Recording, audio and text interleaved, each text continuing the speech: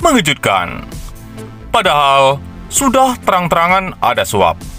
Kamarudin sentil KPK yang diam saja atas kasus Ferdi Sambo. Kamarudin Simanjuntak, pengacara Brigadir J, menyentil KPK yang seolah diam saja melihat adanya dugaan suap-menyuap tersangka Ferdi Sambo untuk menutupi kasus pembunuhan. Komentar menohok ini disampaikan Kamarudin saat menjadi tamu di kanal YouTube Uya Kuya TV. Ia membeberkan adanya pengakuan dari sejumlah tersangkut yang diberi uang tutup mulut dengan sejumlah fantastis, mulai dari ratusan juta hingga miliaran rupiah. Kemudian, Baradae melalui pengacaranya yang kedua, yang orang Manado itu mengaku diberi 1 M atau 1 miliar, kata Kamarudin. Begitu juga dengan Kuat Ma'ruf dan Bribka RR juga mengaku diberi 500 juta. Padahal cerita mereka, Bribka RR ini bersembunyi di belakang kulkas. Bersembunyi di belakang kulkas aja dapat 500 juta rupiah, sambungnya. Kamarudin mengungkapkan betapa besarnya kekuatan amplop-amplop Ferdi Sambo itu.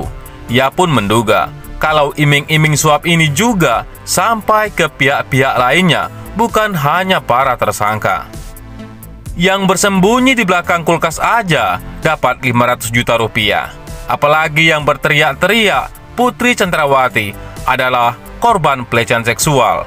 Kita nggak tahu berapa lagi nol di belakang angka 500 juta itu, ungkapnya. Oleh sebab itu, Kamarudin begitu menyayangkan mengapa Presiden tidak membentuk tim independen atau tidak melibatkan penyidik koneksitas. Ia juga menyentil lembaga anti rasuah KPK yang tidak ada melakukan tindakan apapun atas kasus Ferdi Sambo. Demikian juga dengan KPK, kenapa belum ada ditangkap satupun? Padahal sudah terang-terangan ada yang menyuap, ada yang disuap. Harusnya KPK sudah bisa melakukan penangkapan, tegasnya. Kamarudin juga membeberkan skenario jahat untuk menutupi kasus pembunuhan Brigadir J. Diduga diotaki oleh staf ahli Kapolri yang sudah mundur. Yang rancang skenario itu staf ahli Kapolri sudah mundur. Kenapa belum ditindak? Siapa yang mau menindak? Yang bisa menindakkan polisi sendiri. Sedangkan polisi ini terbelit di dalam lumpur itu, pungkasnya. Di lain sisi, kabar mengejutkan dari Komnas HAM terkait kasus pembunuhan Brigadir J. Terdapat keterangan tidak menemukan ada perintah membunuh dari Ferdi Sambo. Melalui keterangan tersebut, Komnas HAM mengira akan menjadi celah bagi Ferdi Sambo lolos dari jerat hukum maksimal dalam dugaan pembunuhan berencana pada Brigadir J. Berdasarkan pengamatan kondisi ketika peristiwa berlangsung, Komnas HAM malah mengatakan jika Baradae salah dalam mengambil keputusan. Situasi yang dialami oleh Baradae melakukan kesalahan. Akhirnya, Baradae malah membunuh Brigadir J di hadapan Ferdi Sambo, Kuat Ma'ruf, dan Bribka RR. Pihak Komisi Nasional Hak Asasi Manusia atau Komnas HAM mengatakan ada kemungkinan jika Ferdi Sambo tidak menginginkan adanya pembunuhan. Komnas HAM menduga perintah yang keluar dari Ferdi Sambo untuk Baradae bukan bermaksud membunuh Brigadir J. Kenapa pengamatan Komnas HAM seperti itu? Dalam sepekan ini, Ketua Komnas HAM Ahmad Taufan Damanik dalam sorotan publik. Gara-garanya dia mengutarakan soal temuan Komnas HAM jika Putri Chandrawati yang merupakan istri Ferdi Sambo diduga ikut menembak Brigadir J. Hal itu lantas banyak dibantah pihak lantaran berpotensi pada lahirnya tujuan tertentu. Bukan itu saja, Komnas HAM juga menyinggung soal kondisi kejiwaan Ferdi Sambo. Taufan mengatakan secara psikologis, Ferdi Sambo memposisikan diri dan merasa mampu merekayasa pembunuhan terhadap Brigadir J atau Nofriansah Yosua Huta Barat. Apa yang dilakukan Ferdi Sambo ini muncul lantaran merasa memiliki pengaruh dan kekuasaan dari jabatan yang pernah diembannya sebagai Kadif Propam Polri. Bukan itu saja, Taufan melihat tidak ada kekhawatiran yang terlihat dalam diri Ferdi Sambo jika kasus tersebut akan terbongkar. Dengan memiliki kekuasaan sebagai Kadif Propam yang besar itu, FS atau Ferdi Sambo secara psikologis merasa bisa merekayasa kasus pembunuhan Yosua atau Brigadir J dan tidak khawatir terbongkar, kata Taufan. Akan tetapi, pernyataan Ketua Komnas HAM tersebut dinilai ahli psikologis forensik Reza Indragiri Amriel disebut ada pesan yang ingin disampaikan.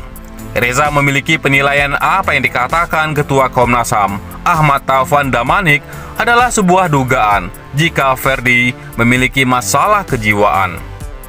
Hal itu, lanjut Reza, bisa kontraproduktif dalam situasi yang saat ini terjadi, yakni penuntasan kasus pembunuhan berencana Brigadir J. Pernyataan Ketua Komnas HAM bisa kontraproduktif, kata Reza di acara televisi berita pada 15 September 2022. Dia pun menjelaskan satu riset, jika psikopati bukan berakar pada dimensi perilaku ataupun kepribadian, katanya. Namun, kata dia, ada yang berbeda dalam otak orang tersebut dengan pada umumnya. Tapi pada adanya bagian otak atau psikopat yang memang berbeda dari orang-orang non-psikopat. Jelas Reza, bagian otak tersebut tanpa direkayasa tidak akan bereaksi saat diperlihatkan gambar atau tayangan kejam. Dengan kondisi otak itu, memang sudah seperti itu. Mereka memang tuna perasaan, jelasnya. Orang psikopat lantas akan mencari pembenaran jika hal itu adalah bagian kodratnya. Psikopat dipahami sebagai sesuatu yang dikodratkan. Kondisi psikopat malah bisa dipakai sebagai bahan pembelaan diri, kata dia. Dengan kondisi saat ini, sudah menjadi kemungkinan akan ada yang menyebut indikasi jika Ferdi Sambo memiliki masalah dengan kejiwaan. Jika terus digiring pada opini tersebut, maka hukum yang akan berlaku adalah menggunakan pasal 44 KUHP. Jika melihat dari bunyi pasal 44 KUHP, maka orang yang melakukan suatu perbuatan, sedangkan pada saat melakukan perbuatan orang tersebut menderita sakit berubah akalnya atau gila, maka perbuatan tersebut tidak dapat dimintakan pertanggungjawaban kepadanya, dan orang tersebut tidak dapat dihukum. Masalah kejiwaan pada diri FS atau Ferdi Sambo mungkin saja, tapi bukan masalah kejiwaan yang membuat Ferdi Sambo bisa memanfaatkan layanan pasal 44 KUHP, ucap Reza. Kalau masalah kejiwaan dalam hal ini psikopati seperti yang dikatakan Komnas HAM, maka tepatlah Ferdi Sambo disebut sebagai kriminal dengan klasifikasi sangat berbahaya. Ferdi Sambo sebagai psikopat memiliki kepribadian Machiavellianisme yang diistilahkan sebagai dark triad, manipulatif, mengeksploitasi, dan penuh tipu muslihat, ujar Reza.